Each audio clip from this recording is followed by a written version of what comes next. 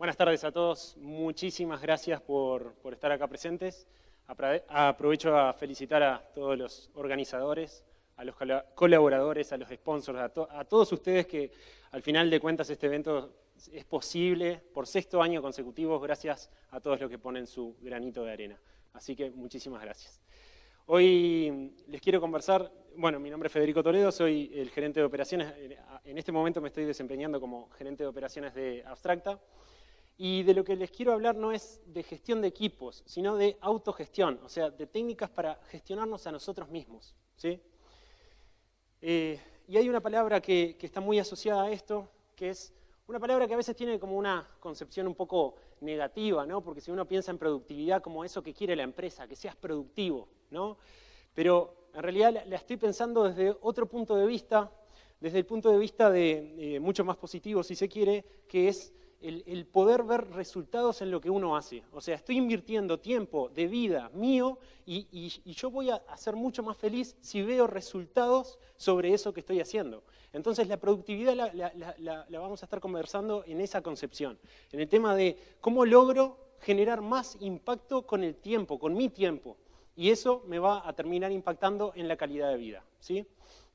Y realmente hoy en día es súper complicado ser productivo en estos entornos donde siempre nos estamos moviendo con muchas interrupciones, con notificaciones, con un montón de cosas que nos invitan a correr. Siempre tenemos la sensación de estar en contra del reloj o de estar trabajando en cosas que tendrían que haber estado terminadas hace una semana, ¿sí? Lo que hoy les quiero contar son una variedad de técnicas que espero que les sirvan como para detener esa vorágine que nos hace ir como siempre corriendo la de atrás y empezar a ordenarnos, que nos ayude a ordenarnos y empezar a ser más productivos. ¿Bien? Todo esto que les voy a contar por acá les dejo algunas referencias, o sea, son cosas que he ido recolectando en unos 15 años de obsesión alrededor de la productividad, inspirado en distintos libros, pero no les vengo a contar cosas de librito, sino que son cosas que yo las tengo implementadas en mi día a día. Y algunas cosas van a pensar que son medios como trastornos obsesivo-compulsivos, pero bueno, espero que sean de utilidad porque para mí así lo son. Bien, ordené la charla en 4 bloques que van en orden, ¿sí? Primero vamos a estar hablando de cómo abordar las distintas tareas que vamos a estar trabajando, luego reducir, focalizar y optimizar, ¿sí? Comencemos por el primero, abordar, y acá creo que lo más importante es, primero que nada, hacer un pienso, reflexionar sobre cuáles son nuestros propósitos, en qué quiero invertir mi tiempo, ¿sí? Porque hay una práctica que está muy inculcada en la cultura norteamericana, que incluso tienen un nombre para decir las New Year Resolutions, ¿no? Yo cada año me pongo a pensar cómo me fue en este año y me hago planes para el año siguiente. Yo creo que en Uruguay no tenemos mucho esa costumbre de andar planificando a largo plazo. Y les estoy hablando de un año, que no suena un disparate, pero piensen, ¿todos tienen claros qué objetivos tienen para este año? Si no los tienen, quizá sería un buen ejercicio como para hacer, porque es lo primero que hay que hacer, tener eso presente es lo que nos va a permitir focalizar mejor mi esfuerzo para ir en esa dirección, hacia esos objetivos, de acuerdo a mi propósito, ¿sí? Porque mi propósito sería cuál es el motivo, qué es lo que me motiva, y eso me va a terminar ayudando a querer avanzar mejor. Dentro de esas estrategias, yo, por ejemplo, algo que a mí me sirve mucho como para darle seguimiento, tengo un evento en el calendario en los últimos días del año, donde digo, Fede, acordate que es momento de hacer una retrospectiva de tu año, y planificar el año que viene, ¿sí? O ponerte objetivos. Y eso no solamente hacerlo una vez al año y después cuando llega noviembre digo, uy, se me termina el año y no estoy pudiendo terminar los objetivos que me planteé.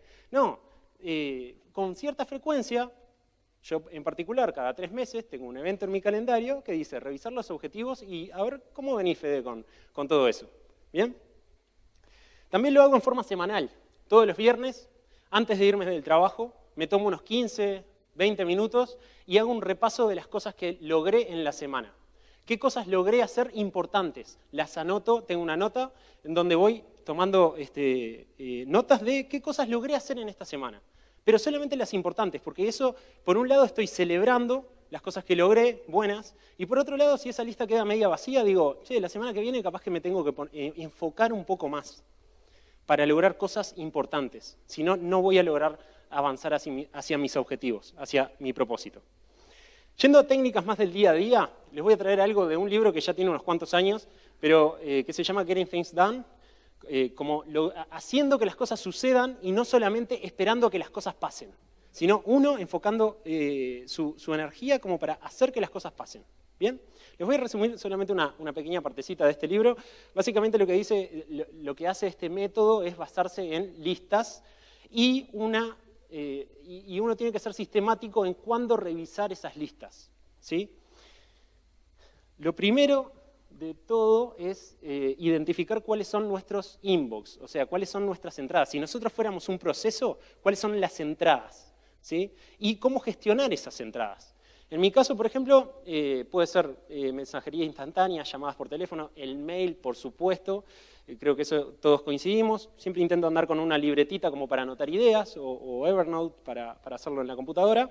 Y en este último año he estado haciendo viajes, tramos manejando bastante largos, entonces el voice recorder del teléfono me está siendo de mucha utilidad. Me hablo en segunda persona diciendo, Fede, no te olvides de tal cosa luego, más tarde, y eso realmente me termina siendo muy útil. Después, ¿qué hacemos con esas entradas? Las tenemos que procesar.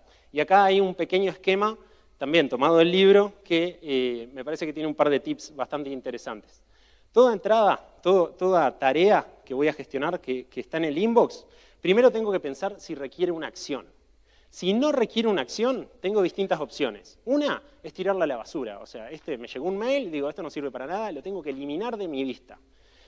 Después, la otra es, bueno, esto está interesante, es algo que algún día me gustaría abordar esta tarea. No la voy a desaparecer y no la voy a guardar en mi cabeza, porque algo que no dije, esto se basa en listas, porque lo importante es no retener muchas cosas en la cabeza, porque si dependo de mi memoria para las cosas, a mí me iría horrible y además genera estrés. O sea, tener que acordarse de, cuando llegue a casa tengo que hacer tal cosa. No, no es cuando llegue a casa tal cosa. Tengo una lista que la voy a revisar en el momento adecuado, ¿sí? Entonces, de eso se trata, sacar las cosas de la cabeza, despreocuparse, saber que en el momento adecuado voy a revisarlo en la lista adecuada. Entonces, si hay algo que más adelante lo quiero encarar, tengo una lista que se llama Someday Maybe, algún día la voy a encarar y la reviso una vez cada tanto para ver si algo de ahí me lo incorporo para hacerlo en las tareas de la semana, por ejemplo. La otra es guardarlo como referencia, que puede ser en Google Drive, en Dropbox o lo que utilicen. O en el caso de que sea algún material de lectura, les recomiendo dos aplicaciones súper útiles, las dos sirven para lo mismo. Hay una que se llama Pocket, hay otra que se llama Instapaper, que lo que les permite es, ustedes están en Chrome, dicen, este artículo me gusta, aprieto un botón y automáticamente se descarga y lo tienen offline en el celular. Súper útil para cuando viajan en algún lugar que tienen poca conexión, porque algo que plantea esto es, siempre que vas a tener que esperar un tiempo muerto, tenete algo para aprovechar ese tiempo en algo productivo, como puede ser leer algún artículo. Y tampoco leer los artículos apenas me los pasan, porque si no estamos como siempre cortando las cosas importantes. Me pasaron un artículo interesante, voy a cortar lo que estoy haciendo y me pongo a leerlo. Ahora, si esto requiere una acción, si esa entrada del inbox requiere una acción, hay varias reglas acá. Perdón que se me escapó. Lo primero es, si me lleva menos de 2 minutos hacer esa tarea, hacerla ya. Porque si gestiono una tarea de menos de 2 minutos, estoy haciendo una sobregestión innecesaria. Entonces, no es eficiente. La otra pregunta que hay que hacer es, ¿esto es algo que yo soy la persona indicada para hacerlo o lo puedo delegar? Entonces ahí decido delegarlo. Si lo delego, no es, me olvido. No, lo agrego a una lista, waiting. Yo, por ejemplo, tengo una etiqueta en el mail que se llama waiting y cada vez que le pido algo a alguien que me ayude con algo, lo etiqueto. El mail enviado lo etiqueto. Y tengo la rutina de 1 o 2 veces por semana revisar esa lista. Entonces sé que eso que envié, que pedí, le voy a poder hacer un seguimiento y no tengo que acordarme de ello. Me están dando un poquito mal esto. Bien. La otra es posponer, ¿sí? Estoy procesando las tareas, no las estoy haciendo. Entonces, ninguna tarea la debería hacer ya, a menos que sea de 2 minutos. Entonces, si lleva más de 2 minutos, la pospongo y la pongo en una lista, en un to-do list, que sería como en mi backlog, ¿bien? O lo agrego al calendario en el caso de que esté asociado a una fecha o hora específica, ¿bien? Así que eso más o menos el proceso para atacarlo. Y después las listas, yo generalmente uso Trello y las listas generalmente se ven así. Intento separar esto, estoy usando algo del estilo Kanban si se quiere. Estoy separando las tareas que tengo pendientes por hacer, las que estoy haciendo y las que están terminadas. 2 comentarios de acá. Lo que está más arriba es lo más importante. ¿Bien? Esa es la forma de priorizar. Y lo que está en doing, yo debería limitarlo. No debería tener más de 1 o 2 cosas que esté haciendo al mismo tiempo, porque si no estoy haciendo multitasking y eso es sabido que genera ineficiencias. Entonces lo mejor es intentar terminar cosas, enfocarme en terminar cosas de acá antes de agarrar cosas nuevas. ¿Bien? Eso es como bastante clave para evitar el multitasking. Así que para terminar esta primera parte, estuvimos hablando de la gestión de prioridades en base a objetivos y a propósito, y cómo gestionar esas entradas, por ejemplo, utilizando Getting Things Done, las cosas planteadas en ese libro, y de Kanban trajimos esto de no hacer muchas cosas al mismo tiempo. Pensemos en reducir ahora. Y cuando hablo de reducir, podemos pensar en reducir lo que no es importante. Otra técnica que suelo hacer es agarro mi backlog, mi lista de to-dos, una vez cada tanto y digo, a ver, ¿qué puedo limpiar de acá? Porque tenemos que ser realistas. Cosas al backlog entran todo el tiempo y yo no las saco tan rápido. Entonces hay cosas que van quedando por allá abajo, con menos prioridad. Y tengo que ser realista de decir, no voy a poder hacer todo. Entonces, las cosas que reviso y digo, esta hace 2 meses que tengo esta tarea acá, no está ganando prioridad, no la voy a hacer nunca, reconocelo, pum, a la basura. ¿Sí? Ese tipo de limpiezas también nos ayudan a no estar viendo una lista que crece y crece y crece y eso nos estresa. Entonces hay que intentar acotar por ese lado. ¿Bien? ¿Alguien conoce lo que es el estado de flow? ¿A alguien le suena? Es algo de un libro muy famoso llamado Peopleware, que es de Marco, también tiene muchísimos años, y esta caricatura me parece que lo representa muy bien. Cuando estoy concentrado en ese estado de que estoy sacando trabajo y estoy siendo productivo, ¿no? Estoy hasta que viene alguien y me dice, che, o me aparece una notificación ahí se corta el estado de flow. Y para recuperarlo, se dice, hay estudios que dicen que demoramos 15 minutos para volver al estado de flow. ¿Se dan cuenta el impacto que tienen las notificaciones o las distracciones en una oficina? Entonces, el planteo acá es reducir el ruido, reducir las distracciones, defendernos de nosotros mismos, ¿sí? Acá por hacer una analogía es si yo decido de que quiero comer menos azúcar, bueno, cuando voy al súper no compro una tableta de chocolate para tener siempre en la heladera, porque si no, cada vez de noche, cuando me viene como un antojo así, la tengo ahí a mano, entonces voy a ir y agarro un pedacito y otro y estamos mal. En cambio, puedo ayudarme en el hábito ya al momento de estar en el supermercado de decir, no, esta semana no. Y eso genera rutinas que nos ayuda a defendernos. Entonces, lo que estoy planteando acá, por ejemplo, si lo llevamos a cosas más concretas, para generar esas condiciones, para estar en el estado de flow, podría ser lo que le llamo identificar los ladrones de tiempo, intentar eliminarlos de nuestros hábitos, de nuestras rutinas. Las suscripciones. Me llega un mail de una, no sé, newsletter, algo que no me interesa. Sacaron mi mail, quién sabe de dónde, en lugar de eliminar ese mail, no, lo abro, voy hasta el final, hay un link que dice unsubscribe, me llega unos segundos más, pero no me va a llegar más ese correo periódicamente. ¿Sí? Esa tarea a mí me cambió mi cantidad de mails que entran a diario. El celular en silencio. Yo decido cuándo voy al celular y no es el celular que cada vez que pasa algo en las redes sociales me dice, che, préstame atención, por favor, estoy acá. No, yo lo tengo absolutamente en silencio, eso, aclaro, es porque todavía no tengo hijos, seguramente algún día cambie, pero por ahora lo puedo hacer. Pero bueno, es eso de intentar eliminar las notificaciones, como ponía por ahí también, y intentar generar un entorno donde no estoy cortando el estado de flow en cada momento, ¿bien? No mirar el mail todo el tiempo, esta es súper complicada, pero el mail no es una herramienta que deberíamos estar consultando a cada rato o mirando cada notificación, ¿bien? Así que la propuesta acá es cambiar el entorno como para ayudarnos a cambiar los hábitos, ¿bien? Si pensamos en reducir también, podríamos seguir el lineamiento de Lean, que dice de reducir desperdicios, identificando dónde tenemos esperas, defectos, transporte innecesario, cosas por el estilo. Y acá llevándolo a cosas concretas del día a día, una de las cosas que me parece súper útil es intentar hacer las tareas pequeñas en bloques, ¿sí? Por ejemplo, no sé, no voy todos los días a llenar el tanque del auto, sino que intento llegar casi a reserva y cuando voy lo lleno a full. Total, el dinero que uno gasta es lo mismo, pero ahorro en la cantidad de esperas que estoy haciendo en la estación de servicio. Lo mismo con las compras, no hacer compras cada 2 días, no, planificar la compra de una semana. ¿Sí? Entonces tengo menos idas al supermercado, tengo menos tiempo de espera en la cola del supermercado. Y lo mismo, si lo llevamos a algo más de nuestro día a día, ¿cómo procesamos el mail? Cada vez que hay un mail nuevo, ¿vamos y lo leemos? No, lo hago en bloques. Decido hacerlo cada 1 hora, cada 2 horas, el tiempo que ustedes decidan. Pero son pequeñas tareas, lo de procesar el mail, que las puedo hacer todas juntas y eso me va a hacer mucho más eficiente la tarea global. ¿Bien?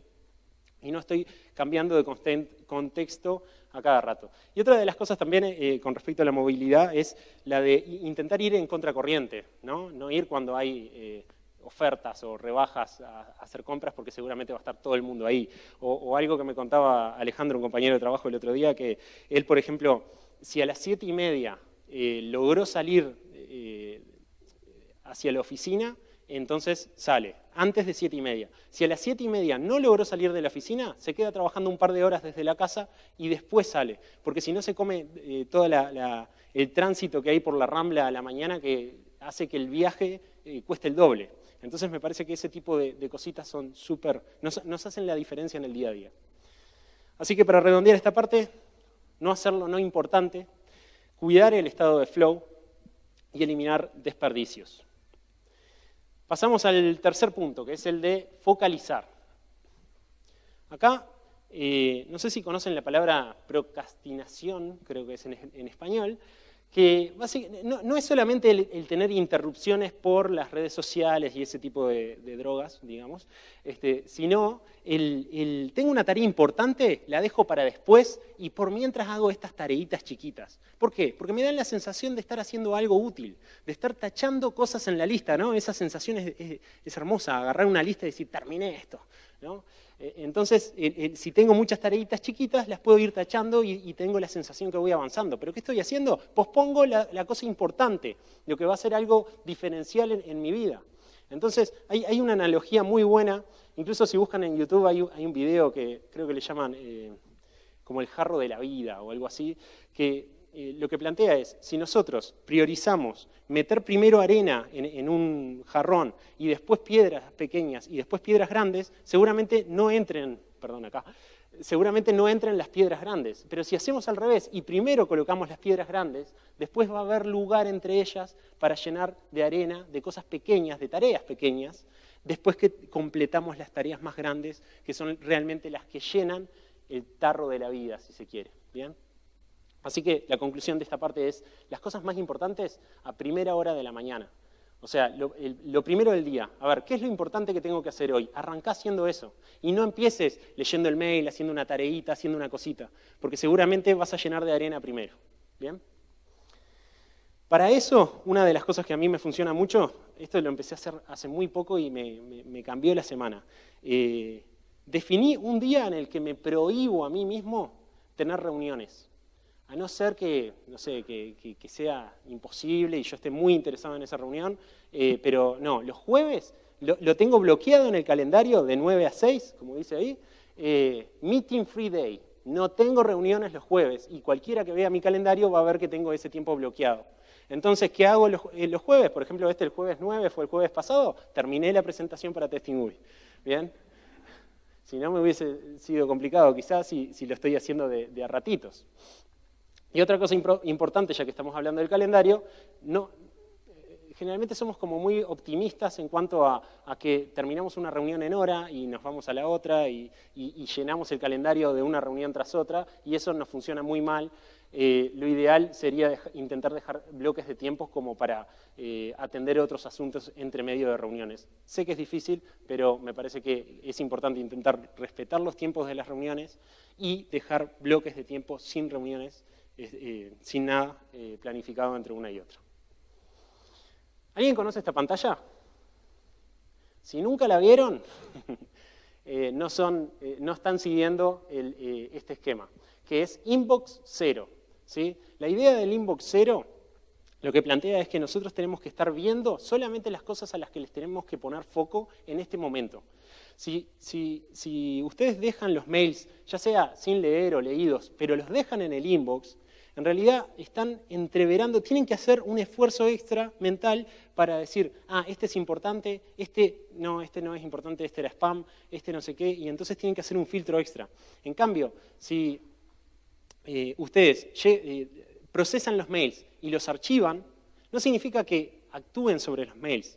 Yo, por ejemplo, lo que hago es, momento de procesar los mails, digo, menos de 2 minutos, respondo. Bueno, lo tengo que trabajar, pero no es urgente ahora. ¿Saben qué? Lo dejo sin leer y lo muevo a una carpeta. Y después tengo en mi calendario procesar los mails sin leer 2 veces a la semana. Eso significa que no voy a dejar nada sin procesar, sin hacer. Pero no lo estoy haciendo en el momento que el mail me llega. Porque si no, al final estamos dejando que otros decidan sobre mis prioridades, que el mail decida sobre mis prioridades. Y no, tengo que ser yo el que planifico qué cosas ver, qué cosas hacer en cada momento, para poder así hacer las cosas más importantes en el momento correcto. Para redondear esta parte entonces, lo más importante primero, bloquear tiempos sin compromisos y la técnica de inbox cero. Y ya para lo último, o sea, optimizar lo dejé para el final, ¿por qué? Porque no vamos a optimizar antes de reducir, o sea, recién es al final que quiero enfocarme en optimizar. Y hay una frase relacionada a optimizar que la estoy repitiendo mucho últimamente y ya no me acuerdo si es mía o de otra persona, pero toda optimización que no sea sobre el cuello de botella es una ilusión de mejora. O sea, si no me enfoco, si yo quiero mejorar algo y no lo hago sobre eso, que es lo que me está frenando de ir más rápido, en realidad solamente me voy a hacer una trampa a mí mismo diciendo, qué bien, estás mejorando algo. Pero en realidad no estoy logrando eso de ir más rápido y de lograr hacer más cosas. ¿Bien? Entonces, es súper importante identificar el cuello de botella. Bueno, y por acá escuché a alguien diciendo, che, Fede, estás en una conferencia de testing y hasta ahora no hablaste nada de testing, así que les voy a traer todo esto, cómo lo podríamos aplicar en algo relacionado a una tarea de testing, que por ejemplo, si yo hago testing exploratorio basado en sesiones. ¿Bien? Entonces, empiezo a hacer un pienso de, yo ya analicé cuál es el propósito de las pruebas, ¿sí? Conozco el propósito de las pruebas y en base a eso definí los objetivos. Después reduje los casos que no son importantes para el negocio, los que no aportan valor. Y entonces de esta forma focalizo mis esfuerzos en lo más crítico para el negocio. Lo que me queda ahora es optimizar. ¿Bien? Veamos cuál es el problema, qué cosas, dónde está el cuello de botella. Porque estoy viendo de que no avanzo según lo planificado, no estoy logrando la cobertura de pruebas que yo me había planificado en el tiempo que tengo. Entonces, ahí puedo empezar a pensar opciones. ¿Qué hago? ¿Me pongo a automatizar? Venía usando una planilla, tal vez la cambio por un mind map, ¿sí? Todo eso son técnicas súper válidas y útiles, pero en realidad son útiles para cada contexto y hay que realmente pensar qué es lo que a mí me está frenando hoy. Entonces, por ahí me pongo a analizar las métricas de las sesiones de testing exploratorio y observo que tengo un 50% del tiempo de las sesiones dedicado a reportar bugs. Todo esto es un ejemplo ficticio, ¿no? El 30% al setup y el 20% al testing. Esto significa solamente el 20% del tiempo estoy ampliando la cobertura. Esto significa que tengo un problema, que tengo un cuello de botella en el tiempo que le estoy dedicando a los bugs. Entonces, ahora podemos empezar a hacer un brainstorming de cómo mejorar esto, que puede ser digamos, siguiendo esta idea del shift left testing, pedirle a los desarrolladores, más que pedirles, es llegar a un acuerdo con los desarrolladores de ver si mejorar las pruebas unitarias, hacer testing cruzado antes de pasar al ambiente de testing, no sé, un montón de cosas pueden salir, pero lo importante es, trabajemos sobre el cuello de botella, identifiquémoslo y después trabajemos sobre eso. ¿Bien? Así que de esta parte de lo que les quería contar era de optimizar lo que conviene, buscar el cuello de botella y hacer un análisis de cómo mejorar a ese nivel. Con todo esto, creo que hablé medio rápido, pero estamos bien de tiempo, ¿sí?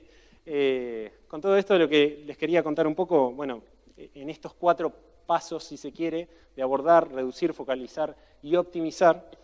Parte de lo que les quería transmitir era de cómo lograr, o sea, ojalá se lleven cosas como para lograr ser más productivos y de esa forma invertir el tiempo de ustedes en cosas que estén más alineadas a su propósito, a sus motivos, a las cosas que los motivan, ¿sí? Y por qué no, de esa forma, ser un poco más felices también. Muchísimas gracias.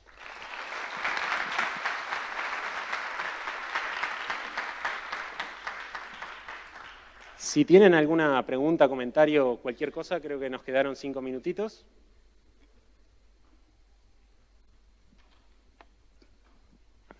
¿Sí? Por allá, Juliana.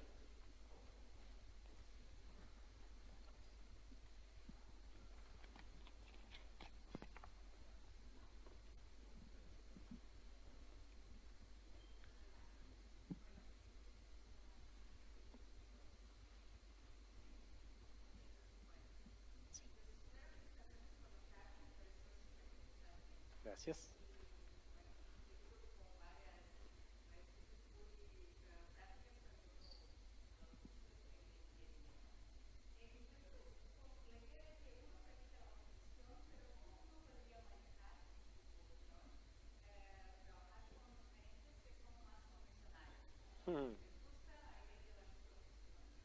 De la microgestión.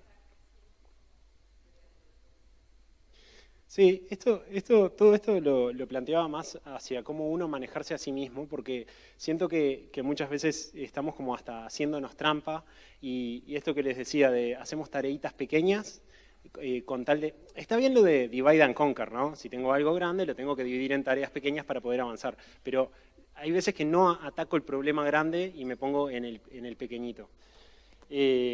Con respecto a cómo manejarse con microgestión, hace poco hablábamos en la interna del equipo de distinguir un poquito lo que es microgestión a guía, ¿no?